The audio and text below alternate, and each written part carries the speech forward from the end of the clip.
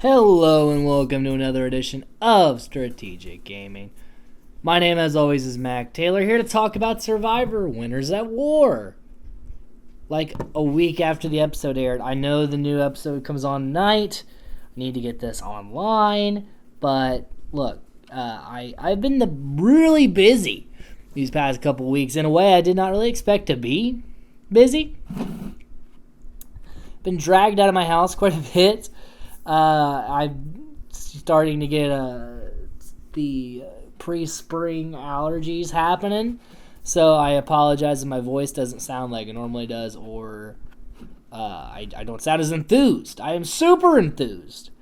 It's just there's a lot of throat stuff happening. So I'm gonna go ahead and dive into last week's episode, and then tonight, if all goes well, I hope it does, I will be uploading the episode 5 as well as my BB Can 8 coverage. I have been watching Big Brother Canada 8. I have been taking notes. I just haven't yet gotten to podcast about it, again, because of being so busy. But without further ado, enough about my lamenting. Let's go right into it. So we start out, Adam realizes, I almost went home. I made a mistake, and he swung to the fences. And missed. He thought he was going to be in firm control, and he overstepped. And Ben doesn't trust him. Denise really doesn't trust him. He's not in a great spot. And he's really trying to mend fences, but it's going to take a lot of work to not go home if they lose. And it really was a bad decision on Adam's part, but it was kind of nice to see his ego put into check here. And on to call, Yule's capitalizing on the happy times. When you're not going to tribal council, it's very easy to get along. But it's when someone's going to go home that the tensions rise. And they only had to send home Amber, which was easy for them. And Sophie, she's scared because they can see Edge of Extinction. So they get to see figures standing on EOE. And it's like a constant reminder of the death of your game looming. And on said Edge of Extinction, to earn a fire token, you must take 20 trips cross-island transferring logs to get a fire token. And it went from little scavenger hunt to this huge test of endurance. There was no gradual build. It just got real as shit all of a sudden. So Natalie is straight up beasting this challenge. She's beasting everything Edge of Extinction. She is the most determined to come back, I believe. And also just very fit. She's a CrossFit trainer. And she's just seems very just, I see her coming back in. I do. If we don't, this arc has been for nothing.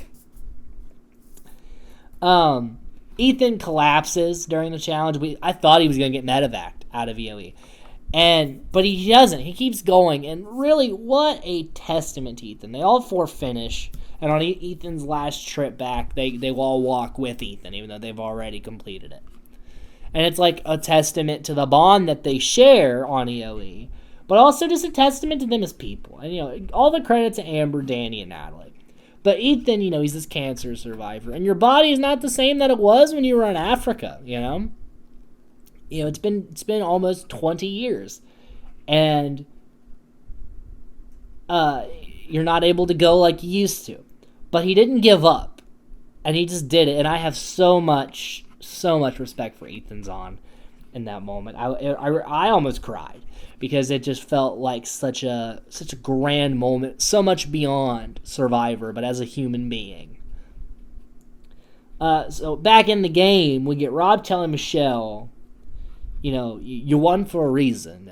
Because everyone says that Aubrey should have won. And it's kind of a pretty a thing fans tend to talk about. But I am a firm believer. Everyone won for a reason. Even Danny Boatwright won for a reason. I still haven't figured out what that reason was exactly, other than people disliking Stephanie. But it happened. They won the season. It's not up for debate. It happened. But Michelle's case, she played a good game then. It's just I was rooting for Aubrey too. And it was hard not to see her win. But all credit to Michelle for being a good player. And I think she's doing a fantastic job in Winners of War. So it's nice, though, that Rob's like telling her, like, hey, chin up. You're here for a reason. And Adam is, like, doing way more work around camp and really kissing ass. And really just, he has to kind of take his lumps for what he did because he's not running the show and he needs their help. And Rob and Parvati, even though they have managed to squeak by again and again and again and again, which is really impressive to me still, they're still in a tight spot. They're still not great. And so they try to get Adam to they're trying to get Adam to say something that'll rub someone the wrong way. And he doesn't because he recognizes what they're doing. But herein lies the difference between Adam and Rob. Rob just then goes up to Jeremy and says, hey, Adam straight up told me, he said that we should work together. He tried to turn on you again. And the reason why this is a very well-placed lie is because it already happened before. So, of course, Jeremy would believe it because it just happened. So even though it is a plain-faced lie, there's something to back it up. Sometimes you just need a lie in the game, Instead of just keep trying to have Adam blow a spot for him because his record shows that he is susceptible to do this flipping kind of game. So you might as well just throw something into the wind. And it was really nice to see this work, too. And on the call, Sarah and Tyson really have had a lot of fun. She's like, how many coconut arm curls can you do? And he's like, infinite. And I love Tyson to death, man. He's got the best confessionals. He's so smarmy and fun. But he's worried about the Wendell, Nick, Yul, and Sophie alliance, and he's able to pick that out. He knows it's there. And so he's trying to get the 5 together. Him, Sandra, Tony, Sarah, and Kim to work together. But Sandra's not going to believe Tyson because Tyson threw her name out there. And that's the thing about Sandra. You burn her one time, that's it. The bridge is burned. Whether it's to her benefit or not, it's just not how she plays. I think she should have worked. I think, and we'll get into it in a second, I think her longevity in the game depended on Tyson being there. So you gotta pull the boat, get these keys, and then do a puzzle immunity, and you also get chickens if you win. And out of nowhere, Sele is trailing this whole challenge getting the keys. Adam takes forever to get them. And really, I think the problem was they had too many shorter people trying to get, Parvati just couldn't jump high enough. But Sele with the puzzle, just Rob and Michelle just start beasting it. And Sele wins immunity. And it's so impressive. Jeff says that might be one of the biggest comebacks. I think it is, because I was like, there's no way they're going to pull this off. And I thought, okay, Adam's for sure going home. And then I'm like, are they going to do this? Oh my God, they're going to do this. I stood up. I was like, this is amazing. And now Tyson's like, I gotta throw someone's name out. So I'm going to throw Nick's name out. He's not really attached to anybody. It should be an easy vote to get him out. And everyone's like, yeah, sure, whatever. And he's like, that shouldn't be that easy. I should have to try to sell it a little more than that. So something's not right here. Tyson has a lot of wherewithal to be able to pick that out. And that just shows the caliber of players we have here on Winners of War. That it's not just so simple. It's not just so cut and dry. And Wendell, Sophie, Yul, and Nick, they're all on Tyson. But Tony's like, I'd rather take out Nick. Because with Tyson here, he's a target before you and me, Sandra. If he's gone, we're the big targets to take out. And I'm like, wow, Tony, for the goofy guy with the ladder and the sharks and all that, he is really good at this game. He really does have a lot of good points a lot of the time. And for big targets like Tony and Sandra, and later, Rob and Parv, they need Tyson there to be a target in front of them. Because you take out all the big targets, now you're the next biggest target. That strategy, Jeremy has the strategy of putting targets in front of them, but taking out the targets can work for someone like a Denise or even a Sophie or a Yul, because they're not going to be the major targets. there's a long line of people. Sandra and Tony don't have very many people in front of them that are huge targets, so they need to use what they can. Amber should have been one they kept too, though, honestly. Thinking that Rob has to go eventually, because Amber going kind of took the heat off Rob a little bit. So there's a lot of talks of the vote. Sandra's going to be the swing, Sophie, Yul, Nick, and Wendell, and then, and in Tyson's mind anyway, Tony, Tyson, Kim, and Sarah with Sandra in the middle.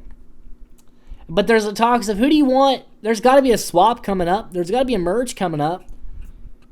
We need people we can solidly trust. And Nick labels himself an easy guy to take out. Like, really, he's trying to solidify his GOAT status so he can get taken for. And honestly, if I'm Nick, that's probably the best I can do. Third place is a lot better than, 15th. But the vote ends up 7-1. Tyson, so sad to see you go. But he had a huge target on his back after his blood versus water game. And, it was sad to see him go, but I knew it was coming. And especially, it was when it came down to Nick or Tyson, it's a pretty clear-cut choice to take out Tyson. And heading into next time, we're going to get a tribe swap. I think it'll be 3 tribes of 5. Unless they do a 7-6, but a 7-6 doesn't make as much sense. So I think it's going to be 5-5-5. Which will completely blow up the game. You can't even talk about tribe dynamics right now because there's no tribe dynamics until we find out where the tribes are. I'm sorry for yelling. I shouldn't be yelling. And also, when Tyson gets to EOE, he says, "You guys have so much firewood," not knowing about their challenge. I thought that was so fucking funny. But I'm so excited for tonight's episode, guys. I know this is a really short one I'm doing here because I was just trying to get my thoughts on episode 4 out so I could get to episode 5. And when I do episode 5, I'll do all the speculation. Who knows who will be where doing what. This season is nuts. And I haven't even begun to talk about Big Brother Canada 8, which I also hope to do tonight, even though my throat is absolutely killing me right now. I need hydration. So I'm going to do that. I'm going to watch BBK, and I'm going to watch Survivor Winners at War, and I will hopefully be podcasting within the next few hours about many other things to be emotional about. And if willing, my throat will cooperate, I can be very excitable and loud for you guys. My name is Mac Taylor. We'll see you next time on Strategic Gaming.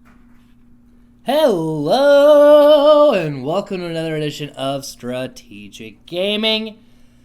A little bit of an interesting thing here. Both 4 and 5 are going to be released together because I had some circumstances Thursday night related to some family matters and not to show family matters, that I had to attend to that things didn't quite get released at the same time. There was a bit of a delay on everything. And then that's my bad. That I didn't get those out on time. So we're going to talk about episode 5, and this is going to be released 4 and 5 together, even though 4 was recorded earlier Thursday in the afternoon. I just hadn't yet released it. So Nick, he's thrilled that Tyson is gone. However, he talks about, Tyson giving me his fire token. If he comes back in, maybe I'll be able to work with them. And I don't know if Tyson had that in mind when he gave Nick his fire token, or if he was just kind of being a bit facetious, like, "Hear from your hero," it could be both, knowing Tyson. And Yul, and excuse me if there's a brief moment of pausing. My throat has been a little sore lately, so I am drinking a lot more water than I normally do. So, to get through these podcasts, that's probably what I will be doing. Yul talks about Jonathan Penner's wife, because Yul was close with Penner, about the only person he was close to post Cook Islands. And Penner's wife was diagnosed with ALS, and severely, to where she only really has control of her eyes. And that was so incredibly disheartening to hear, not just on a human level where you feel bad for someone, is that Jonathan Penner is one of my favorite Survivor players, like, of all time. And, you know, to hear that he's going through that, him and his wife are going through that, that is incredibly disheartening. And it's just awful. And on the commercial break, they show Penner and his wife. And that makes it, I think, that much more hurtful to see that, you know, she looks rough, obviously, as one would. And he looks incredibly tired. And my heart goes out to Penner and his wife. And I hope that progress of some sort can be made in the future. And that it's just awful. And it was hard to see there at the top of the episode. However, then we get into the actual Survivor part.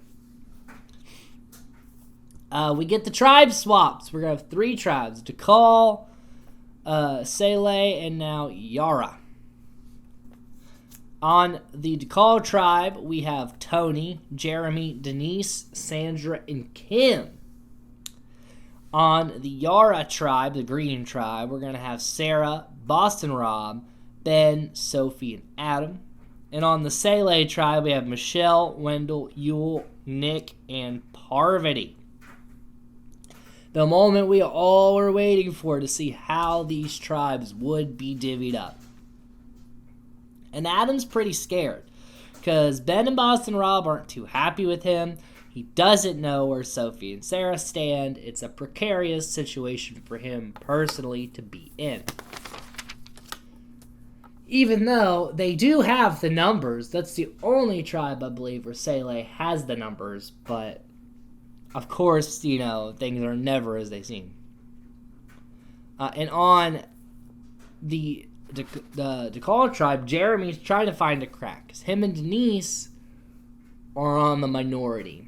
However, Kim is kind of on the outs of Tony and Sandra, and so Kim really is the swing between the two groups. However, Denise, Kim, and Sandra have idols. Jeremy has the item ahead out advantage. So really we could see a thing, we could see a crazy tribal council with Dakal, where Jeremy just leaves, and then Sandra's like, oh shit, I'm playing my idol. And Denise is like, well, no, screw that, I'm playing my idol. And then Kim's like, well, if you guys are playing your idols, I know you're not going to vote me out over Tony. You're going to vote me out over Tony, so I'm going to play my idol. And then Tony's like, I don't have an idol, Jeff. I don't have anything here. And he's gone. We could see a real Suri moment, but on a much smaller scale because there's only 5 people in this tribe. So I was hoping and praying that Dakal would lose so I could see that scenario happen. And Denise is also working, Denise and Jeremy both, they're working on Kim. Because Kim is, they don't know about the advantages. So just at a pure numbers standpoint, Kim is key. And Tony and Sandra talk about, we're the lions in the game. You, me, Boston Rob, Tyson. And if the lions keep hurting each other, the hyenas are going to come in and pick us all apart. And you said that, but you voted Tyson out, and you're not doing what you say you should do. Therefore, it's like you could see someone about to kick you in the face, and you just watch their foot come to your face and then kick you in the face. And you're going, man, I should probably dodge this. And you don't dodge it. So, Tony, you're correct. But make the moves necessary to save your ass knowing the move you have to make. That's all I'm saying. And Tony is trying to keep Kim with he and Sandra. So there's a whole lot of scrambling on Dakal. And on Sele, Nick, Yule, and Wendell, they have the numbers. Not only were they on Dakal, but they were all working together on Dakal. And Parvati's like, shit. Well, I played with Yule. So she goes up to Yule and talks to him a little bit. And he's like, you're my wife's favorite player. And she's like, great, there it is. If your wife would love it if you played with me and not these other people. Like, Parvati's trying anything. And this is what makes Parvati unique, is she's very good at scrambling.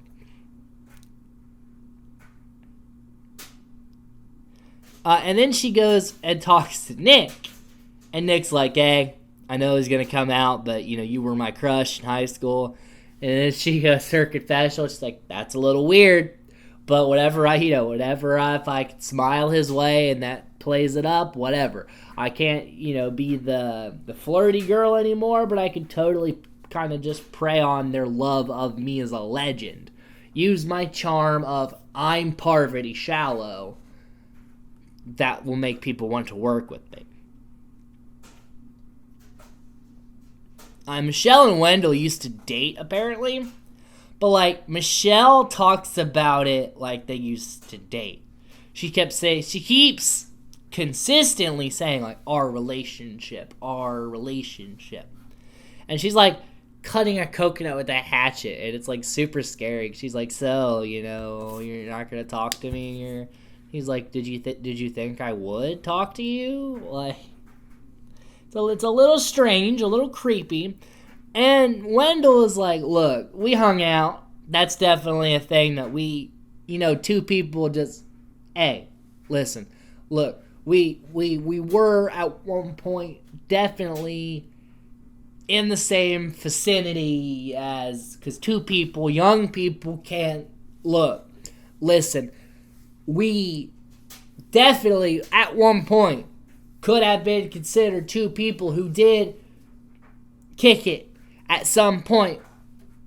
Look, it ain't even like that. Look, hey, it's just, look. It just felt so odd and weird, and there's something we're not getting here from these two. But I'm loving that dynamic. I also wanted to see them lose because I wanted to see what happens with that. And Parv and Michelle, they talk about maybe they could target Wendell. Maybe they can get people to vote out Wendell. And Michelle has this line where she's like, oh, he's calling me. And I'm like, oh, yeah, new season, who dis? And I'm like, don't do that. That's a dumb line. Don't use that. Throw that. That should have been left on the editing floor. That was a bad one. Cut it out. And on the Yara tribe, Ben's worried about having Adam around. And Sarah does have that steal a vote. So if the boys want to stay together, they could just steal a vote and then they still have the majority. But the boys are giving her way too much info about Rob's like, I was in the bottom of the Ethan vote. And Adam's like, I was almost voted out on the Ethan vote.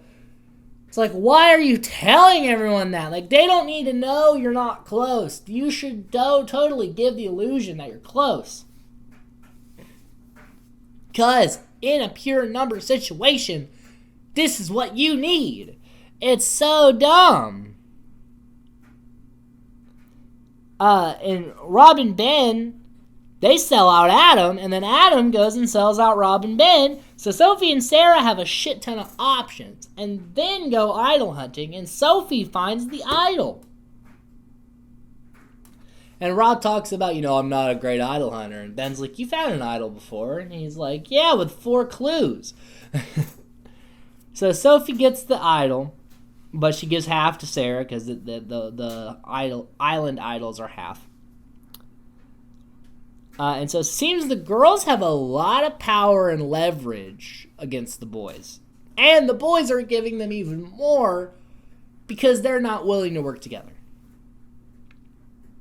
So we get this obstacle course, sandbag toss, and the one where you have to line up the blocks to where there's none of the same colors on each side. Sele and Dekal win immunity, sending Yara to tribal council. And Sophie felt bad about kind of blowing the puzzle. And the girls, they want to boot Boss and Rob. And I think that is an interesting maneuver. But good for them. You see, people like Sophie and and Sarah should totally take out the big threats, the big dogs, because that's how they're going to keep control of the game. But people like Tony and Sandra and Parvati, they need those big names around to put in front of them. Rob is a great shield to have at the merge, because then they're just going to vote him out at the merge, and then, you can make it a little further down the line. So for them, this is a great move. But for other people like Tony and then voting out Tyson, that's a dumb move. For them, not for Sarah and Sophie. Sophie's been making extremely correct moves, in my opinion. And Rob, he tries to keep the boys together. And he wants to do Redemption Island style. Nobody talk to anybody. We're playing this like Redemption Island. And I'm like, Rob, nobody wants to do that on this season. These are all veterans. You didn't do this on All-Stars. You did this on Redemption Island because there were a bunch of new people and most of them were stupid. You can't do this with non-stupid players because it tends to piss them off. He should have went up to Sophie and Sarah and said, look, I'm on the bottom of Sele. I'll vote with you. Let's vote out Adam. And if we lose again, we'll vote out Ben. I'm with you. Because he really didn't have a lot of leverage on the Sele side. And he should probably work with people on the college side with Parvati. Say, only person I can trust is Parvati. But he didn't. He wanted to play this he didn't want to just squeak by. He didn't want to look like maybe he wasn't in control. He wanted to be the Rob father. And when you do that, you piss people off. So it was a bad move. He did the complete opposite of what he should have done. And so the girls are pissed off at the Redemption Island tactic. Sarah thinks about using a steal a vote because the guys may be close.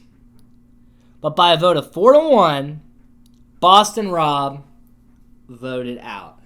And this made total sense for Sophie and Sarah, and it did not for Ben and Adam.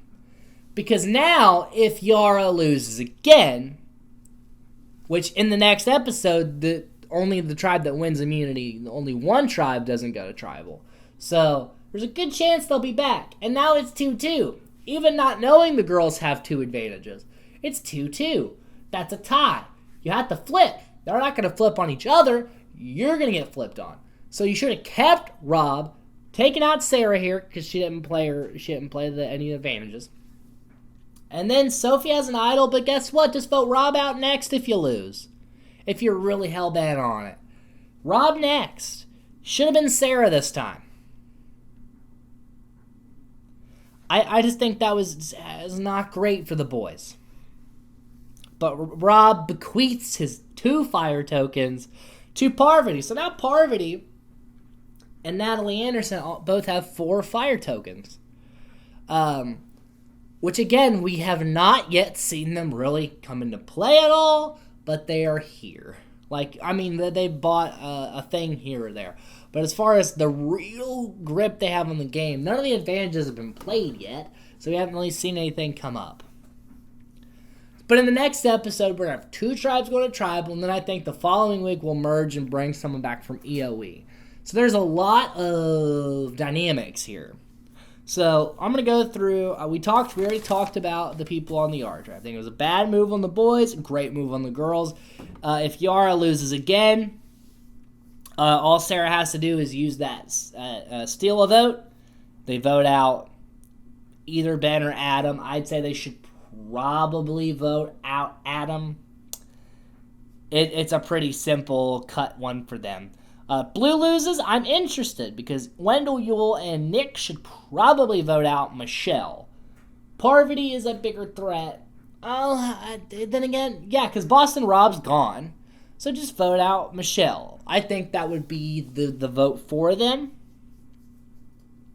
And then Red, I'm super interested in that because we could have Advantage Geddon getting Tony out, or we could have not that happen.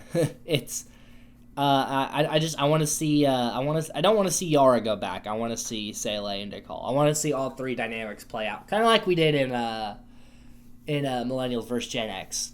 So that has been the coverage of Winners at War episode 5. I'm Mac Taylor. Cannot wait to do this next week, guys. We're going to have 2 boots to talk about. I am so excited.